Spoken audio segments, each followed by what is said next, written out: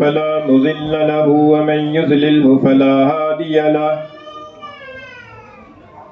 ونشهد أن لا إله إلا الله وحده لا شريك له ونشهد أن سيدنا ومولانا ونبينا محمدا عبده ورسوله وصلى الله تعالى عليه وعلى آله وأصحابه وبارك وسلم تسليما كثيرا كثيرا أما بعد فأعوذ بالله من الشيطان الرجيم بسم الله الرحمن الرحيم سبحان الذي أسرى بعبده ليلا من المسجد الحرام إلى المسجد الأقصى الذي باركنا حوله لنريه من آياتنا إنه هو السميع البصير. وقال تعالى في مقام آخر ولا يغتب بعضكم بعضا أيحب أحدكم من يأكل لحم أخيه ميتا فكرهتموه. وعن أنس رضي الله تعالى عنه قال قال رسول الله صلى الله عليه وسلم لما عرج بي مررت بقوم لهم أظفار من نحاس يخمشون وجوههم وصدورهم فقلت من هؤلاء يا جبريل؟ قال هؤلاء الذين يأكلون لحوم الناس ويقعون في أعراضهم. وقال النبي صلى الله عليه وسلم الغيبة أشد من الزنا، أو كما قال رسول الله صلى الله عليه وسلم صدق الله مولانا العظيم وصدق رسوله النبي الكريم ونحن على ذلك لمن الشاهدين والشاكرين والصلاة والسلام على سيد الأنبياء والمرسلين والحمد لله رب العالمين. گرامی قدر سامعین، آج رجب کی 26 تاریخ ہے اور آج سورج غروب ہونے پر جو رات شروع ہوگی وہ 27ویں رجب کی رات ہوگی. 27ویں رجب کے بارے میں، اس رات کے بارے میں 2 باتیں ہمارے ہاں مشہور ہیں اور وہ دونوں باتیں قابل اصلاح ہیں. ایک بات تو یہ مشہور ہے کہ 27ویں رجب کو شب معراج سمجھا جاتا ہے. شب معراج کا مطلب یہ ہے کہ وہ رات کہ جس رات میں حضور نبی کریم صلی اللہ علیہ وسلم کو معراج کا سفر کرایا گیا. یہ بات تو یقینی ہے کہ حضور نبی کریم صلی اللہ علیہ وسلم کو معراج کا معجزہ عطا فرمایا گیا. قرآن مجید کی آیات کریمہ سے بھی اس کی رہنمائی ملتی ہے اور بکثرت احادیث ایسی ہیں کہ جس میں حضور نبی کریم صلی اللہ علیہ وسلم نے سفر معراج کے مختلف حالات کو بیان فرمایا ہے. لیکن یہ سفر معراج کب ہوا ہے، کس مہینے میں، کس تاریخ میں ہوا ہے، اس میں سیرت نگاروں کا اختلاف ہے اور کئی قول ہیں. 1-2 قول نہیں ہے، بہت سارے قول ہیں. چنانچہ محرم کا قول بھی ہے کہ محرم کے مہینے میں سفر معراج ہوا. ربیع الاول کے مہینے کا بھی ایک قول ہے. ایک قول ربیع الاخر کے مہینے کا ہے. ایک قول رجب کے مہینے کا ہے. ایک قول یہ ہے کہ رمضان کے مہینے میں ہوا. ایک قول یہ ہے کہ شوال میں ہوا. ایک قول یہ ہے کہ ذوالقعدہ میں ہوا. ایک قول یہ ہے کہ ذی الحجہ میں ہوا. یہ تقریباً 8 قول بنتے ہیں مہینوں کے اختلاف کے اعتبار سے. پھر تاریخوں میں بھی اختلاف ہے. تو ان تاریخوں اور مہینوں میں سے ایک قول ہے 27 رجب کا، 27ویں رجب کا. تو چونکہ 27ویں رجب کو یقینی طور پر نہیں کہا جا سکتا کہ سفر معراج اسی رات میں ہوا ہے. ممکن ہے دوسرے کسی قول میں اس کے مطابق ہوا ہو، کسی دوسرے مہینے میں ہوا ہو، کسی دوسری تاریخ میں ہوا ہو. تو لہذا ایک بات تو یہ قابل اصلاح ہے کہ یقینی طور پر 27ویں رجب ہی کو شب معراج سمجھنا یہ قابل اصلاح ہے، یہ یقینی طور پر درست نہیں ہے. امکان ہے، لیکن امکان اور تاریخوں میں بھی ہے. اس لیے ایک تو اس غلط فہمی کی اصلاح کرنا ضروری ہے۔ دوسری بات جو مشہور ہے وہ یہ ہے کہ 27ویں رجب کی فضیلت مشہور ہے، اور فضیلت بھی اسی بنیاد پر ہے کہ یہ شب معراج ہے۔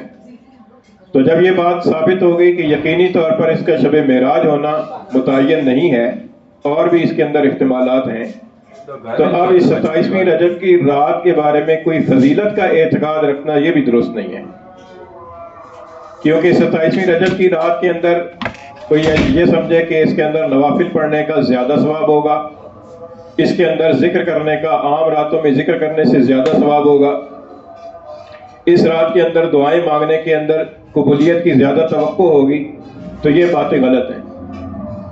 اس کی وجہ یہ ہے کہ کسی رات میں یا کسی دن میں فضیلت کا ہونا یہ عقل سے پہچانا نہیں جا سکتا، اس کے لیے وحی کا ہونا ضروری ہے۔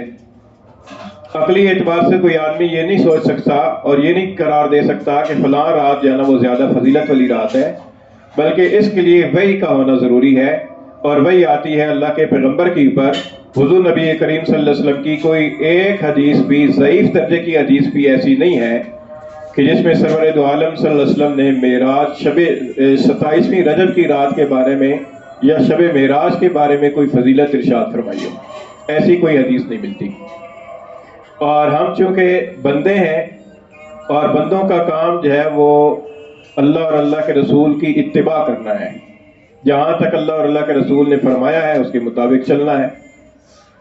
تو چونکہ نہ تو اللہ تعالیٰ نے 27ویں رجب کی رات کی کوئی فضیلت ارشاد فرمائی ہے، نہ سرکار دو عالم صلی اللہ علیہ وسلم نے کوئی فضیلت ارشاد فرمائی ہے، تو لہذا ہم اپنی عقل سے، اپنی سوچ سے، اپنی فہم سے اس رات کے بارے میں فضیلت کا اعتقاد رکھیں گے تو یہ شریعت میں زیادتی ہوگی، ہمیں اس بات کی اتھارٹی حاصل نہیں ہے۔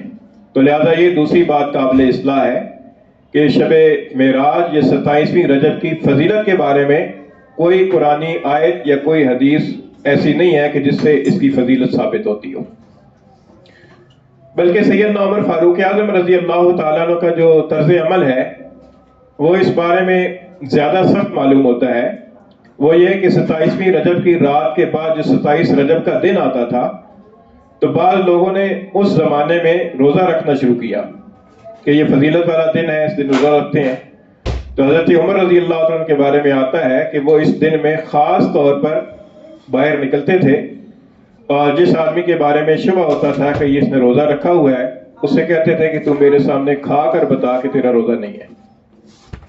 یعنی اتنی حضرت عمر رضی اللہ عنہ کو دین کی حدود کے بارے میں اتنا زیادہ حساس تھے کہ دین میں عبادت کے عنوان سے، فضیلت کے عنوان سے ذرا سے بھی کوئی اضافہ کرنا، زیادتی کرنا حضرت عمر رضی اللہ عنہ کو گوارا نہیں تھا۔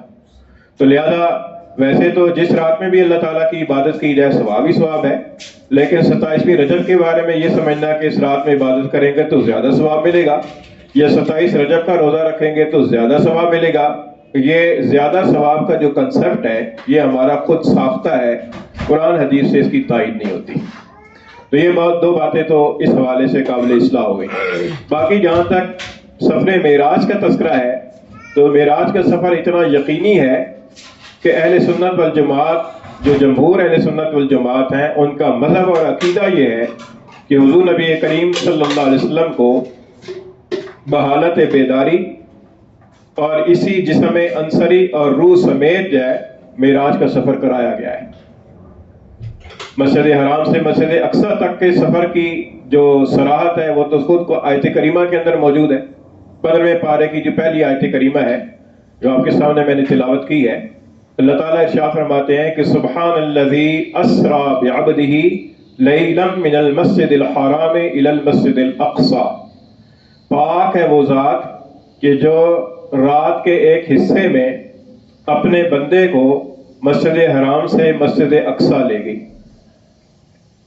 مسجد حرام تو آپ کو معلوم ہی ہے کہ مکہ مکرمہ کے اندر ہے، بیت اللہ شریف کے آس پاس جو بڑی مسجد ہے اس مسجد کو مسجد حرام کہا جاتا ہے، اور مسجد اقصی جو ہے یہ بیت المقدس کو کہا جاتا ہے جو فلسطین کے علاقے کے اندر ہے۔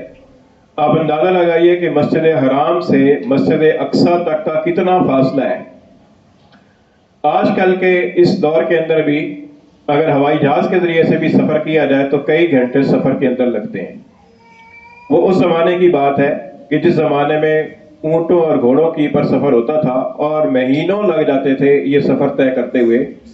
اللہ تعالیٰ کی قدرت دیکھیے اور نبی پاک صلی اللہ علیہ وسلم کی شان دیکھیے کہ اللہ تعالیٰ نے حضور نبی کریم سرور دو عالم صلی اللہ علیہ وسلم کو یہ اتنا لمبا سفر رات کے مختصر سے حصے کے اندر کروا دیا، اور پھر صرف اتنا ہی سفر نہیں کرایا بلکہ مسجد اقصیٰ سے پھر اللہ تعالیٰ نے حضور نبی کریم صلی اللہ علیہ وسلم کو آسمانوں کی پر لے گئے، اور آسمانوں کی پر بھی صرف پہلے آسمان پر نہیں بلکہ 7ویں آسمان سے بھی اوپر سدرۃ المنتہا تک اللہ تعالیٰ حضور نبی کریم صلی اللہ علیہ وسلم کو لے گئے۔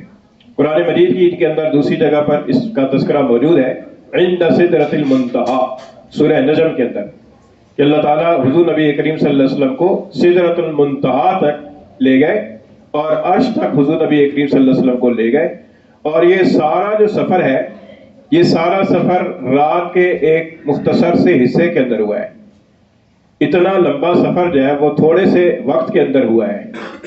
اب بعض لوگ جن کی پر عقلیت کا غلبہ ہوتا ہے، جن کی پر لاجک کا غلبہ ہوتا ہے، جن کی پر ہر واقعے کو سائنٹیفک بنیادوں کی پر سمجھنے کا غلبہ ہوتا ہے، وہ اس بات کو ماننے کے لیے تیار نہیں ہے۔ اس زمانے جاہلیت کے اندر بھی ماننے کے لیے تیار نہیں تھے، جنہوں نے جھٹلایا ہے اور جنہوں نے طرح طرح کے اعتراضات کیے ہیں۔ اور اس زمانے ٹیکنالوجی کے زمانے کے اندر بھی جن لوگوں کی پر عقلیت کا اور سائنس کا اور لاجک کا غلبہ ہے، وہ کہتے ہیں یہ کیسے ہو سکتا ہے۔ حالانکہ سوچنے کی بات یہ ہے کہ یہ نہ ہونا، ہونا نہ ہونا، ممکن ہونا، ممکن نہ ہونا، یہ تو ہمارے اعتبار سے ہے۔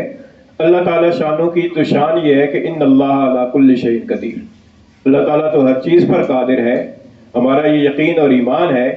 اور معجزے کے اندر قدرت اللہ تعالیٰ کی کار فرما ہوتی ہے، پیغمبر کے ہاتھ پر ظاہر ہوتا ہے اور پیغمبر کے اعزاز کے لیے ظاہر ہوتا ہے، اور پیغمبر کی پیغمبری اور نبوت کے ثبوت کے لیے اللہ تعالیٰ ظاہر فرماتے ہیں۔ قدرت باری تعالیٰ کی ہوتی ہے۔ تو اللہ تعالیٰ شانوں کو قدرت حاصل ہے کہ اللہ تعالیٰ شانوں تھوڑے وقت کے اندر زیادہ کام کرا لیں، اللہ تعالیٰ کو قدرت حاصل ہے۔ تو اس لیے یہ حضور نبی کریم صلی اللہ علیہ وسلم کا معجزہ ہے، اور معجزہ کہتے ہی اس کو ہے کہ جو عقل میں نہ آئے، ورنہ جو عقل میں آ جائے وہ معجزہ کیسے؟ وہ تو ہر آدمی سمجھ لیتا ہے کہ یہ ایسے کام ہو گیا ہے، لیکن معجزہ ہوتا وہ یہ ہے کہ جو انسان کی عقل میں نہ آئے۔ آپ اندازہ لگائیے کہ انبیاء علیہ السلام کو جتنے بھی معجزات عطا فرمائے گئے ہیں وہ سارے ایسے ہی ہیں۔ حضرت صالح علیہ السلام کو اللہ تعالیٰ نے معجزہ عطا فرمایا، اونٹنی پہاڑ میں سے نکل آئی۔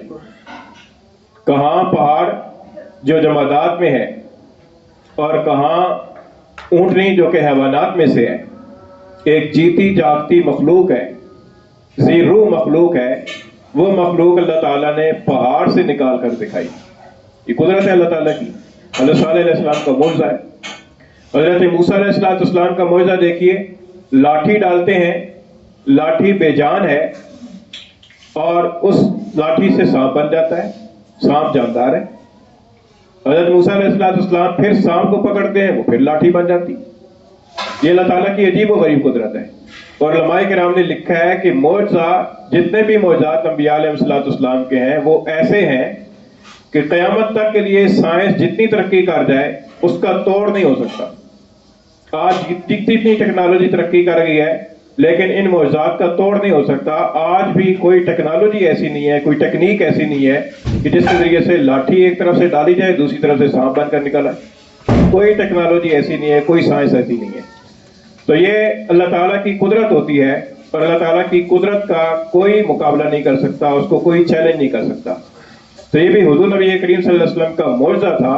اللہ تعالیٰ نے آپ کو یہ سفر کرایا، جو سفر مسجد حرام سے شروع ہوا، مسجد اقصیٰ میں آپ پہنچے، اور مسجد اقصیٰ کے اندر انبیاء علیہ السلام کی امامت کرائی، اور پھر اس کے بعد حضور نبی کریم صلی اللہ علیہ وسلم کو آسمانوں پر لے جایا گیا۔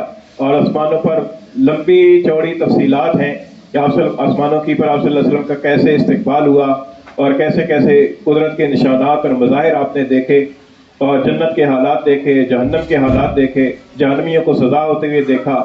پھر اللہ تعالیٰ کے خاص مقام قرب کے اندر حضور نبی کریم صلی اللہ علیہ وسلم کی رسائی ہوئی، اور اللہ تعالیٰ سے خاص مناجات ہوئی، اور پھر اللہ تعالیٰ کی طرف سے تحفے عنایت فرمائے گئے۔ یہ ساری چیزیں تفصیلات کے ساتھ احادیث کے اندر موجود ہیں۔ اسی وجہ سے اہل سنت والجماعت کا عقیدہ یہ ہے، اور یہی عقیدہ درست عقیدہ ہے، اور یہی عقیدہ رکھنا ضروری ہے، اور وہ یہ ہے کہ حضور نبی کریم صلی اللہ علیہ وسلم کو بحالت بیداری، خواب میں نہیں، بیداری کی حالت میں، اور روحانی طور پر نہیں، جسم سمیت، جسم بھی یہی جسم انصری، اسی جسم اطہر سمیت اور روح سمیت آپ صلی اللہ علیہ وسلم کو یہ سارا سفر کرایا گیا ہے، اور یہ عقیدہ رکھنا ضروری ہے۔ باقی اس سفر کے اندر جو حضور نبی کریم صلی اللہ علیہ وسلم نے حالات دیکھے ہیں اور حالات اور واقعات دیکھے ہیں، اور جو آپ کو تحائف دیے گئے ہیں، ہمارا کام یہ ہے کہ ان احکامات کی پیروی کریں، اور وہ جو حالات آپ صلی اللہ علیہ وسلم نے جن گناہوں کی پر عذاب ہوتے ہوئے دیکھا ہے، ان گناہوں سے ہم بچنے کی کوشش کریں۔ سب سے بڑا جو تحفہ اس سفر کے اندر آپ صلی اللہ علیہ وسلم کو دیا گیا ہے، وہ 50 نمازوں کا دیا گیا، اور پھر حضرت موسیٰ علیہ السلام کے مشورے پر حضور نبی کریم صلی اللہ علیہ وسلم بار بار جاتے رہے، اور 50 کی بجائے 5 رہ گئی، لیکن یہ 5 پڑھنے پر بھی 50 کا ثواب ہے، کیونکہ اللہ تعالیٰ کے ہاں تبدیلی نہیں ہوتی۔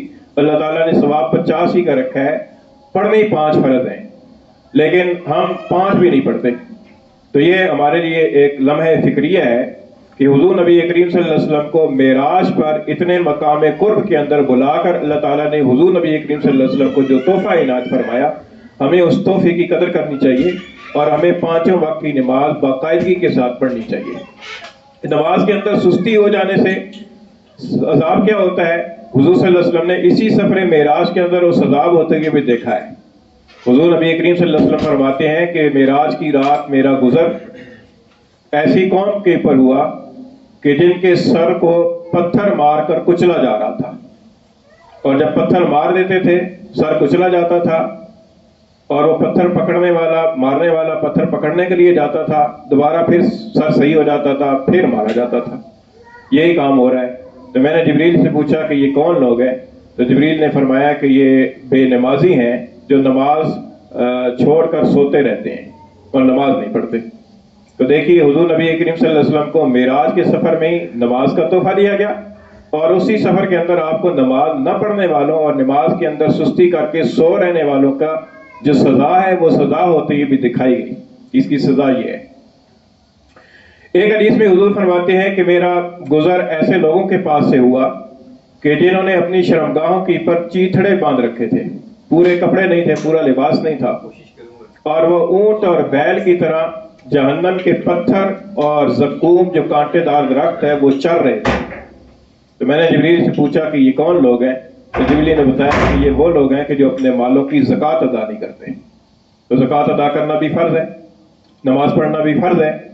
تو ہمارا کام یہ ہے کہ ایک تو معراج کا جو عقیدہ، معراج کا جو معجزہ ہے، اس معجزے کے پر ہم صحیح طریقے سے عقیدہ رکھیں، اپنے عقیدے کی اصلاح کریں، اور دوسرے معراج کے سفر کے دوران حضور نبی کریم صلی اللہ علیہ وسلم کو جو حالات دکھائے گئے ہیں، ان کے اندر جو خرابیاں ہمارے اندر ہیں، ان خرابیوں کو دور کرنے کی کوشش کریں۔